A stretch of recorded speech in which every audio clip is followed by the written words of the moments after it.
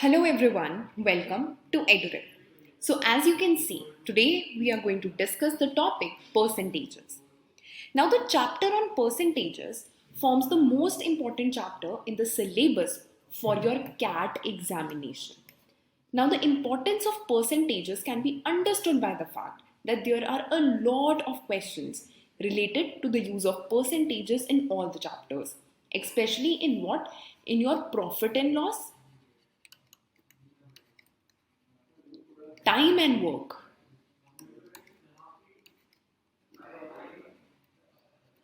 your speed, distance, and time problems,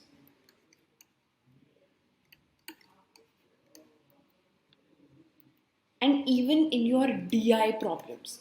Now you can see that 80% of your problems in your DI section can be easily performed with the help of this chapter, percentages. So every line I say today, every question I solve will be of utmost importance in this topic because this will build up your foundation to solve all the arithmetic problems and DI problems as well. So without further ado, let's begin with our chapter, that is percentages. Now before diving into the questions and the important parts of your percentages, let's quickly, refresh in our brains that what exactly percentages is. Now percent means what? Percent means out of every 100, and it's derived from a French word which means cent, and the meaning of this word is for 100. Now what is the meaning of this statement for every 100? Let's suppose that you have given an exam and you got 68% in one of your subjects. This basically means that you have scored 68 marks out of a total score of 100 marks, and therefore your percentage is what? 68%.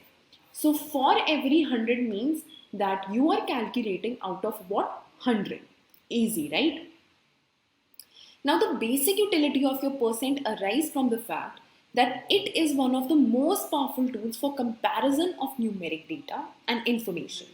It's also one of the simplest tools for comparison of your data. Now, in the context of your business and economic performance, it's very useful for comparing, let's say, your profit, your growth, your performance, and so on. Let's take an example. Now, a student scores what? 20 marks out of your maximum possible marks, that is 30, right? Now, his marks can be denoted as what? 20 out of 30. So, basically, he scored what? 20 out of your 30 marks. Alright. Now, if I want to calculate the percent, we all know what we used to do. We simply used to multiply this figure with what? 100. So, it will become what? 66.66%. Correct. Now, what is the meaning of this 66.66%? So, the meaning of this 66.66% is that if the student gave an exam which was of at max 100 marks, then he got 66.66 marks out of 100, and therefore his percent is what? 66.66%. I hope you understood this. Now let's quickly solve an easy question before we dive into the interesting part of this chapter. So the question says this. The question says that we have a student A who scores 20 marks in an examination out of what? Out of 30. While there is another student B who scores what? 40 marks out of your 70. So we need to tell that who has performed better. Now in this question you can see that we have data for two students. That means we need to compare these two students. So the easiest method to do the comparison will be to find out the percent of one student and the percent of another student. Now, why we are finding the percentages and not comparing them on the basis of the mark scored itself in the first place? The reason is that student A scored 20 marks out of what? 30. That means the base here is 30, whereas another student B scored 40 marks out of what? 70. So you can see that the total marks of these two students are different. And because that's the case, we cannot lay a common ground on which we can actually compare these two people. Therefore, percentages will come out very handy in situations like this. That means if I talk about student A, I can say that he or she scored 20 marks out of 30. And similarly for student B, I can say that he or she scored what? 40 marks out of 70. Now to calculate the percent, I simply need to multiply it by 100. Here itself, I need to multiply it by 100. Now we know that what was 20 upon 13 to 100? It was what? 66.66% as we saw on the previous slide. So this will come out to be what? 66.66%. Whereas 40 upon 17 to 100 will be what? 57.14%. So it's clear from the percentages that student A has performed better in the exam than your student B. Now the thing is that when you're going to see this question and when you're going to see the data, obviously you will feel that student A has only got 20 marks whereas student B has got 40 marks. Therefore student B has performed better. But no, wait a minute. Just see the total marks out of which they have scored the same. For A, it's 30 and for B, it's 70.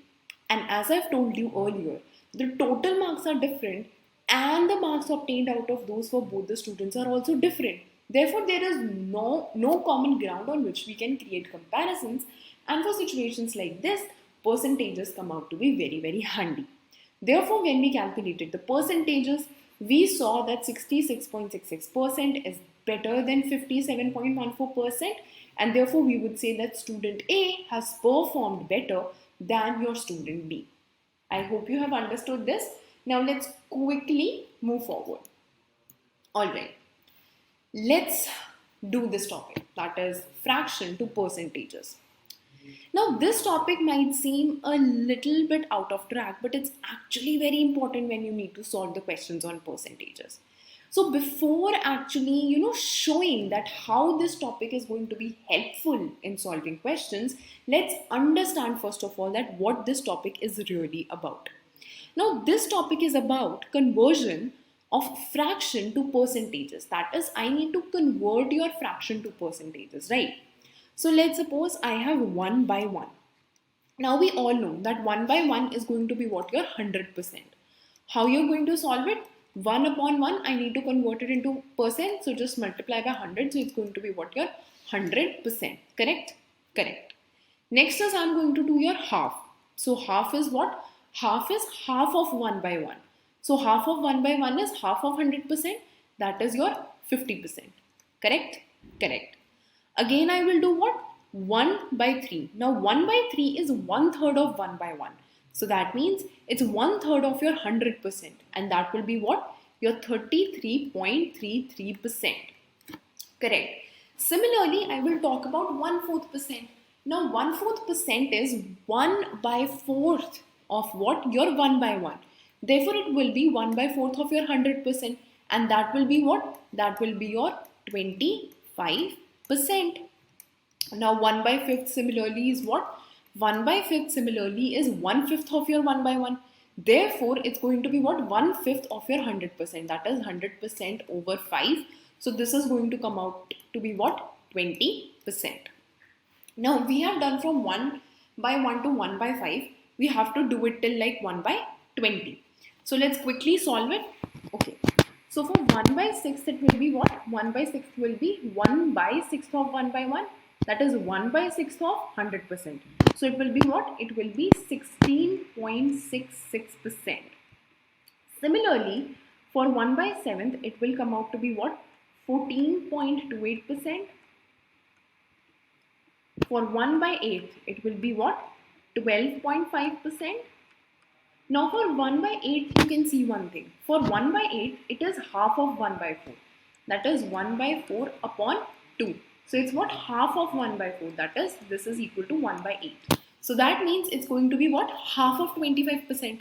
And half of 25% is what? 12.5. So I simply wrote 12.5. When I go to 1 by 9, 1 by 9 is going to be what? 11.11%. Now what is going to be 1 by 10? 1 by 10 is going to be half of what? 1 by 5. So 1 by 5 is your 20%. So half of 20% will be what? Your 10%. Let's go on to 1 by 11. So 1 by 11 is going to be what? 9.09%. Similarly, 1 by 12 is going to be 8.33%. Then 1 by 13 is going to be what? It's going to be 7.71%. Then 1 by 14 is going to be 7.14%.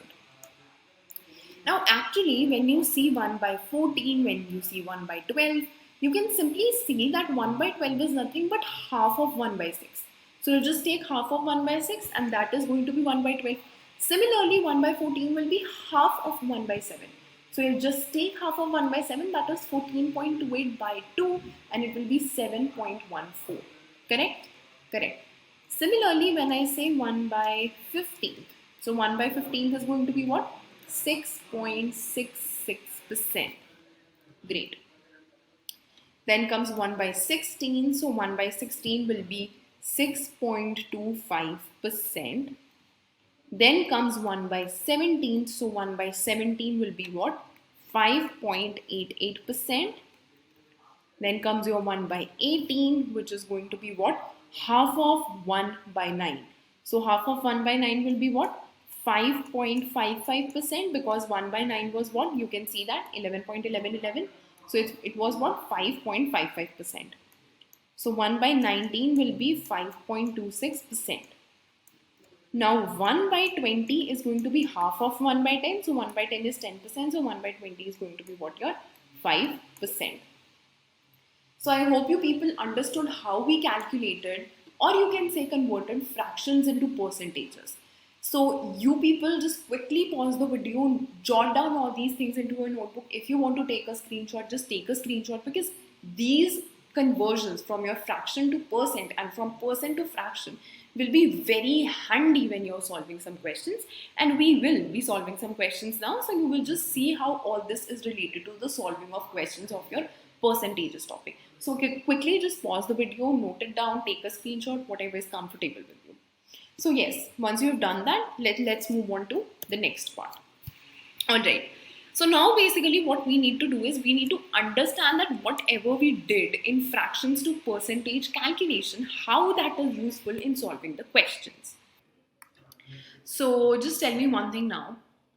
What will happen if I want to calculate 18.75% of 176? Come on. This is the question which you need to solve, and these are the list of percentages to fraction conversion which you can use. So the question is that you need to find out the 18.75% of what? 176. Come on, just apply your brain.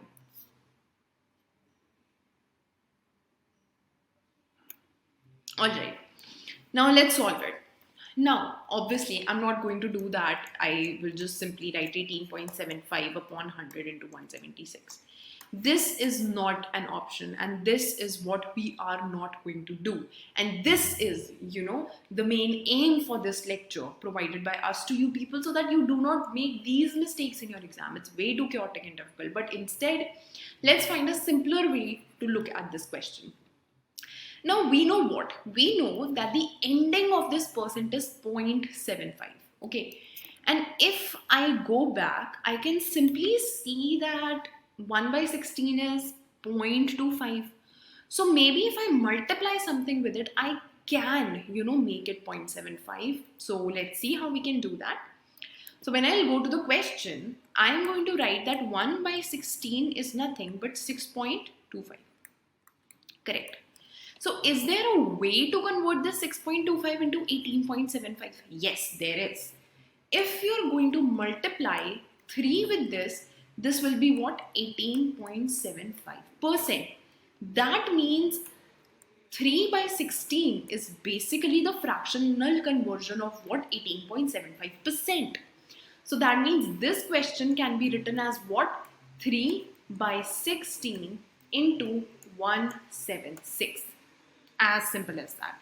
So when I'm going to, calculate it, it will be 11. So it will be basically 33.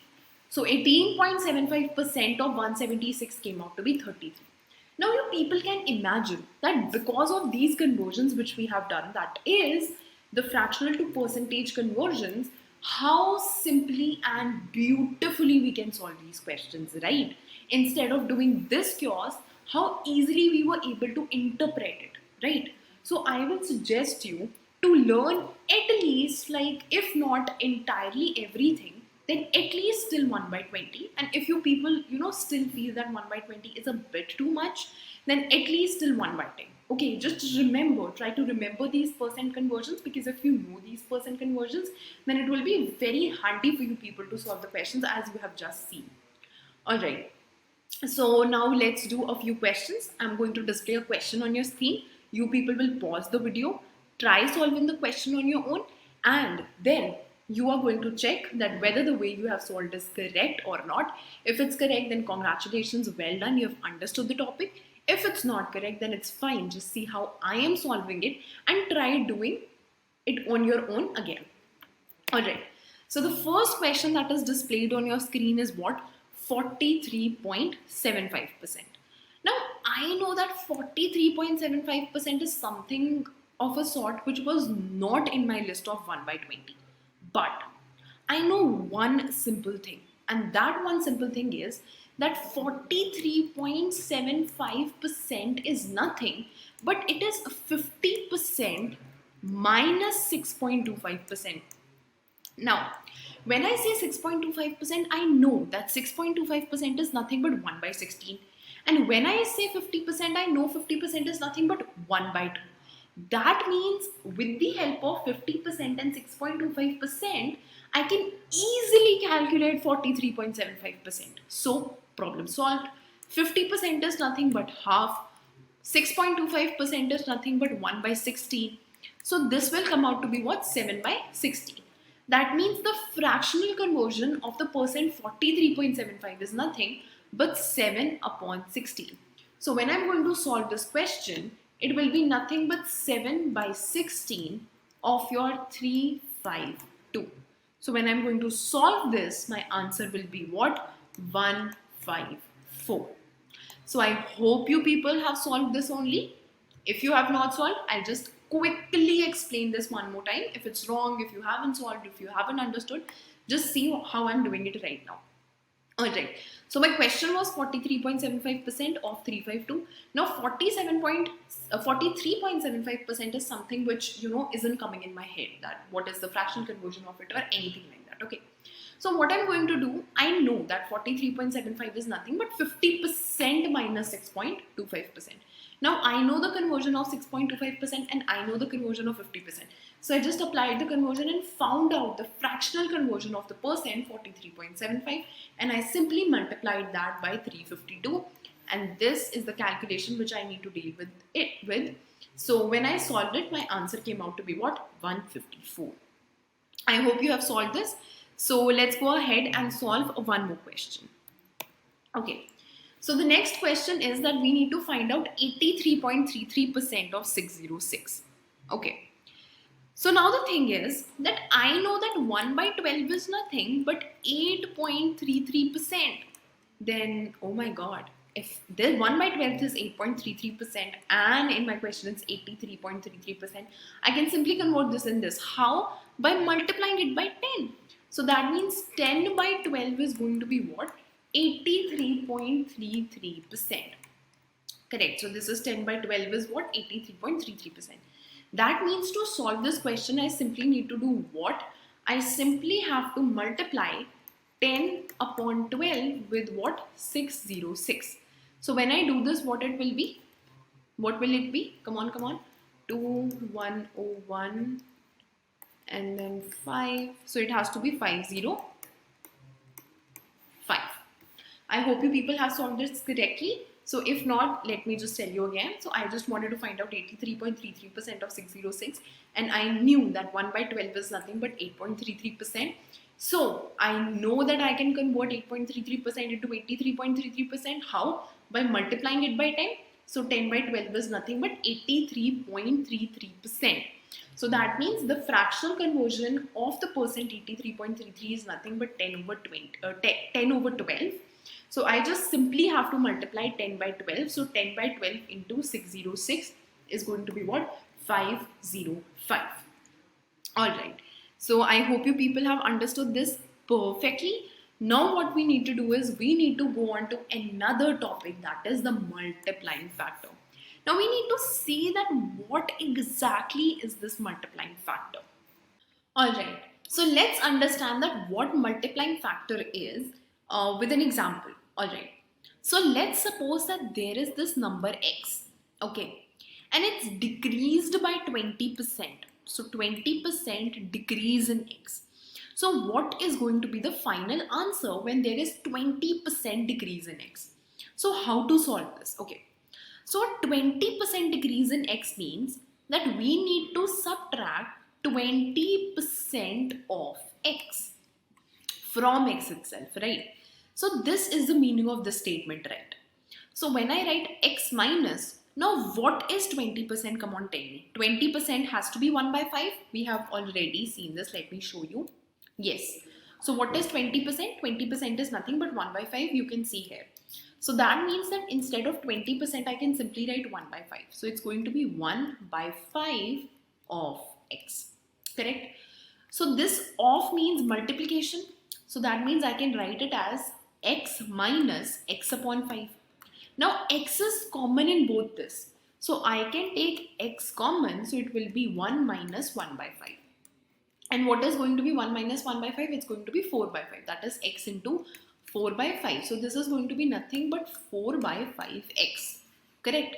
So when I need to calculate that what is going to be my final result of what?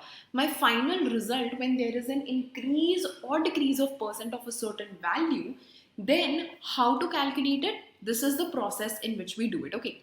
Now this 4 by 5 is known as what? Your multiplying factor. And why is it termed as your multiplying factor? This is termed as your multiplying factor because when I multiply this with x, I will simply get the answer without solving all of this. So we need to know how we can actually find out the multiplying factor. Correct? Correct. So now let me give you one question and let's see how we can solve and find out the multiplying factor easily with that question. Correct? So let's do it. Okay. So the question is that if I have 840 and there is a decrease in 87.5%, so what is going to be my answer? Okay. Now instead of solving it this way, can I simply say that suppose there is x and there is a decrease of 87.5%. Okay, so there is a decrease of 87.5%. And I would say that let's suppose this will be what? X minus some value of x. So how to calculate that value of x? Now we all know that what is 1 by 8. So when I go and find out, so 1 by 8 is 12.5%. And if I multiply 12.5% with 7, I will get what? 87.5%. So we know that 1 by 8 is nothing. 1 by 8 is what? 12.5 if I'm not wrong. Let's see it again. So 1 by 8 is 12.5. Correct. So I just wrote 1 by 8 is 12.5 and 7 multiplied by 12.5 will give me what? 87.5%. So that means 7 by 8 is nothing but 87.5%. Okay, so that means this here it has to be what? 7 by 8 of x. So that means I have to subtract 7 by 8 times of x. So I am just going to take x common. It will be 1 minus 7 by 8 and this is going to be what? X 1 by 8. So I have to multiply what? Only 1 by 8 with the original value, that is x, which is 840 in this case, and I will get how much decrease is there in totality. Okay, so it will be what? It will be 840 into 1 by 8, which is nothing but what? 705. Correct. It's as simple as that, right? I hope you have understood this. Now let's move. Now you have a question which you need to solve. So you need to find me what is going to be the value when 648 is reduced by 37.5%. So you need to calculate that what is going to be the value when 648 is reduced by 37.5%. Now, again, when I'm going to solve this, I know that I need to calculate what is going to be 648 when there is a reduction of 37.5%. Okay. So now the point is, first of all, we need to calculate what? We need to calculate what is going to be the multiplying factor. And then we simply have to multiply it, right? Now, what is your 37.5%? Just calculate it, how you will do it. So we know that 37.5% is nothing but 3 by 8. Okay, so we calculated that 1 by 8 is nothing, 12.5. So if I'm going to multiply 3 with it, I will get what? 37.5%. So I know that 37.5% is nothing but 3 by 8. Now we know what? Now we know that the multiplying factor is 1 minus the fractional value of the percent, that is 3 by 8. Correct? So this is going to be what? This is going to be 5 by 8. So that means I simply have to multiply 5 by 8 with the number to find the decrement in the number, that is 648 into 5 by 8, which is going to be nothing but 405. I hope you people have solved this question. I'm going to explain this question once again to you people so that you're not confused. Okay. So in the last slide, we discussed about that what is the multiplying factor. That is like a fraction which you need to multiply, or you can say a number which you need to multiply in order to find out what is going to be the value of a number when there is an increase or decrease in the number. Particularly, we are talking about a decrease now. Okay. So in this question, we wanted to find out that what is going to be the value when 648 is decreased by 37.5%. Now the point is that I know that 37.5% when I am going to convert this percent into fractional form, it is going to be 3 by 8. Okay. But we know that when we wanted to find out the multiplying factor, then the multiplying factor had to be what? 1 minus the fractional value of the percent that is given. Okay. So I know that my percent that is given is 37.5%. The fractional conversion of this percent is going to be 3 by 8. So my multiplying factor needs to be 1 minus 3 by 8, and that is nothing but 5 by 8. So that means 5 by 8 is my multiplying factor. Now I simply have to multiply this with the original number that I have, that is 648. So it has to be 648 into 5 by 8, which is nothing but 405. I hope the concepts which we have done till far is embedded in your brain. So let's move on to the next concept now. Alright, so the next concept is the concept of your percent change. So what is percentage change? Now whenever the value of a measured quantity changes, the change can be captured by two things, that is your absolute value change and your percent value change. Okay, so the point is that whenever a value is changing, so there are two methods of acknowledging that there is change in something. One is that your absolute value of changing, and the second is that your percent value is changing. Now the point is that there is a definition of what is your absolute value change, that is the change in actual change is basically your absolute value change, whereas your percentage change is the change in the percent. Okay, but now the point is what? Now the point is, let's not go towards the definitions. Okay, let's go towards the concept first, because if you are able to understand the concept easily, then you can easily understand that what is the meaning of certain things and how you can solve the questions. So let's understand the concept of your absolute change and your percent change by the help of an example. Alright, so basically what they are saying is that the population of a city grew from 20 lakhs to 22 lakhs. So I need to find out the percent change, and I obviously have to find out what? I also need to find out the percent change based on the final value of the population. Okay. So first of all, I need to find out the percent change. Okay. So percent change is calculated how? The percent change will be your absolute change which is there upon your original change which is there into 100. And we all know this formula of percent. Okay. So what is, if you want to calculate either your percent change, simple percent change, or when your basis change to the final value of the percent, in both these cases, you need your absolute change. So absolute value change. And this absolute value change is nothing but simply the change in value. And how to calculate this? Initially, the population was 20 lakhs. Then it changed to 22 lakhs. That means the absolute change is what? 2 lakhs. As simple as that. This is the absolute value change. Now when I need to calculate the percent change needs to be the absolute change, that is your 2 lakhs upon your original value. Now original value is what? 20 lakhs. So 20 into 100, because we need to find out the what? We need to find out your percent. So 0 and 0, if I'm going to cancel, you can see that these two things are equated. So that means this is nothing but your 10%. Correct? Correct. Now I want to find out the percent change based on your final value. This basically means that instead of, this basically means what? That my absolute value changes same, but the base of my calculation is going to change. That is, initially I was using my initial value as a base, but now I'm going to use my final value as a base. That is 2 lakhs upon 22 lakhs. Okay, into 100. So when I'm going to solve it, it will be, okay, it's going to be 200 upon 22, that is 100 upon 11, and 100 upon 11 is going to be what? Your 9.09%.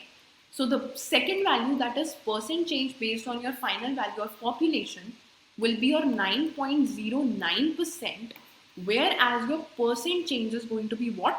10%. So I hope you people were able to grasp that what is the meaning of your absolute value change and how to calculate it, then what is the meaning of your percent change and how to calculate it, and finally what is the meaning of your percent change when we are changing the base of the calculation and how to calculate that as well. So now let's move on to the next concept, and that next concept is of your successive percent change.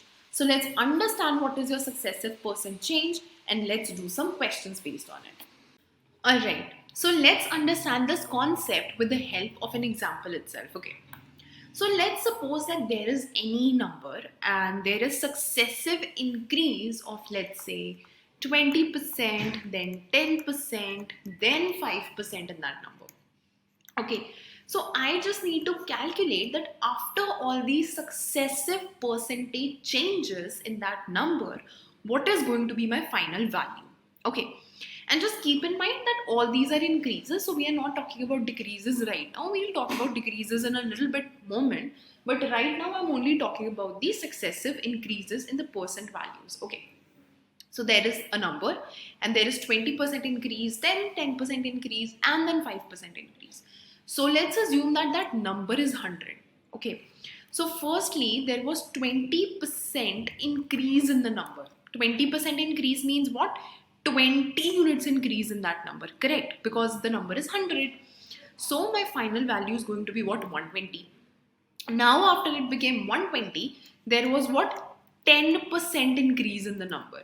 So 10% increase means I need to add what? 12 units to the number. So it will be what? It will be 132. After it became 132, there was an increment of what? 5% in 132. That means I have to add how many? 6.6 units in the number. So the final number which I'll get is what? 138.6. Okay. So this means what? That when I started from 100, okay, after the successive percentage changes, or I would say the successive percent increases of 20%, 10% and 5% in my number, the final number which I got was 138.6. That means from 100 it became what? It became 138.6. That means what? That means there was a change of how much? 38.6%. Correct, because 38.6 was the absolute change. Upon 100 into 100, that means 38.6% was the total amount of change. Now just keep one thing in mind. Initially, I started with 20%, then I started with 10%, and then I started with 5%. Okay. Now what if I change the order of these values? That is, if I take, let's say, 10% in the beginning or 5% in the beginning, or let's say I have also taken like 20% in the beginning. But what if I change the order? Okay, so will that change my final result or not? Now in this case, when all is basically calculated in terms of your succession, so the final result is not going to change. If I'm going to, do an increment of, let's say, 10%, or not even 10%, let's do it in the in your like 5% and then 10 and 20. So let's suppose that the increment is your 5% initially, so 5% increment is going to be nothing but 105. Okay, so let's suppose instead of 10, okay, let's take 20%. Okay, let's take the random value 20. So that means there has to be increase of what, 21 units. That means the number will be what, 126. And again, when there is going to be an increment of 10%, that means there has to be an increment of 12.6 units. So the number will be what, 138.6. So this value and this value came out to be the same. That means what? That means the order in which we are applying these percentage changes does not matter. Right? Correct. So we have understood that what is the meaning of successive percent change. Now let's solve a question to understand this concept more clearly. And the question states what? The question states that a number is increased by what? 18.75%, and then it is decreased by 12.5%. So there is an increment of 18.75 and there is a decrease of 12.5%. So we need to find the total percent change. Let's solve this question now. Alright, so let's see how we can solve this with other method. So let's assume that the number is 1. Okay, so if the number is 1 and there is an increment of 18.75%, we know that 18.75 is nothing but 3 by 16. So that means there is an increment of 3 by 16 in the number 1. So the final number will be what? 1 plus 3 by 16, which is nothing but 19 by 16. Correct. After, like, this is the number which I got. So after I got this number, there is a decrease of 12.5%. Now 12.5 is nothing but 1 by 8. Okay. So there is a decrease of 1 by 8. That means what? That means the number will be 19 by 16 minus 19 by 16 into 1 by 8. Now when I'm going to solve this, it will be what? I can take 19 by 16 common. So it will be 1 minus 1 by 8. So it will be what? 19 by 16 into 7 by 8. Correct. And this will be what? This will be 133 upon 128. Okay. So the initial number which I started it with was 1. The final number which I got is 133 upon 128. This means what? This means that there is a change from the original value to the final value, and that is exactly what I need to calculate. That what is the total percent change? Now the total percent change is the absolute value upon the original value into 100. Okay. So the absolute value will be what? The absolute value will be 133 upon 128 minus 1 upon the original value is going to be 1 into 100. Correct. So let's solve this. So I'm just going to erase, like, I guess this portion. I hope you have understood what calculations I did, right? So now what I'm going to do is, so yes, this is the value which I need to calculate. So it's going to be 133 minus 128, that is 5. So it's going to be 5 upon 128 into 100. So this is the calculation which I need to do now. Okay. So this is how you solve questions like this.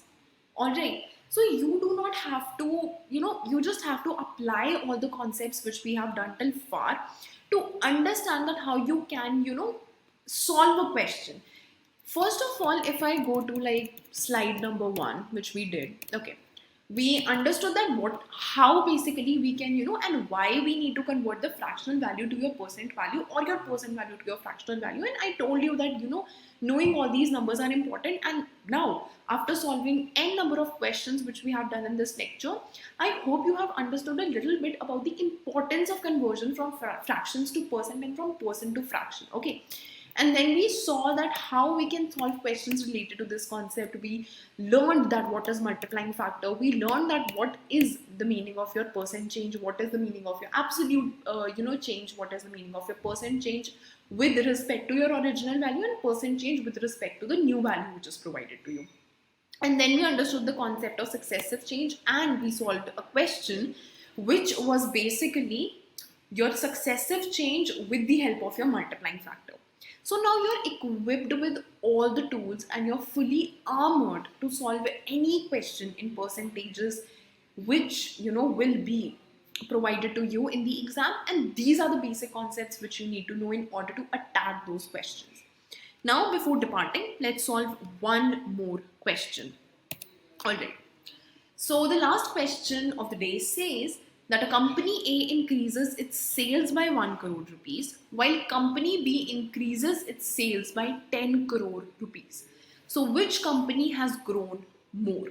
Just take a second, pause the video, try to answer this question on your own, and then unpause the video and see what the answer is. Alright, so I hope you people have paused the video, you people have thought about this question. So now let me tell you what the answer is. Now apparently the answer to this question seems company B, because company B has increased its sales by 10 crore and company A by only 1 crore.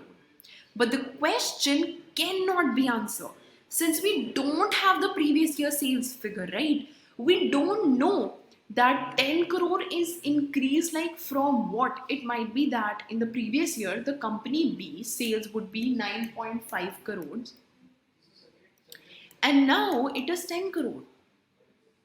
Whereas for your company A, the previous year sales might be, let's say, 50 lakhs and this year it's 1 crore. Correct? So you're understanding what I'm saying. Or maybe the previous year sales might be 10 lakhs and now it's to 1 crore. So we cannot tell which company has grown more unless and until we do not know the value of the sales of the previous year. Right? And if we had further information saying that company A had sales, turnover of rupees 1 crore in the previous year and company B had, let's say, the sales turnover of rupees 100 crore in the previous year, we can compare the growth rates and say that company A has grown by 100% or something like this, right? Hence, company A has a higher growth rate, even though in terms of absolute value increase of sales, company B has grown much more in the example which I've given you. But when I talk about this question, then we cannot answer this question because we do not have enough information in regard to solve this question. I hope you people have enjoyed this lecture because I surely have, and I hope you people are taking a lot of tools and concepts and various interesting things in your mind when this lecture is finishing. So now you can go to EduRev and attempt the tests of the respective test. You can also buy EduRev Infinity at less than 80 rupees and ace your CAT exam. Thank you very much.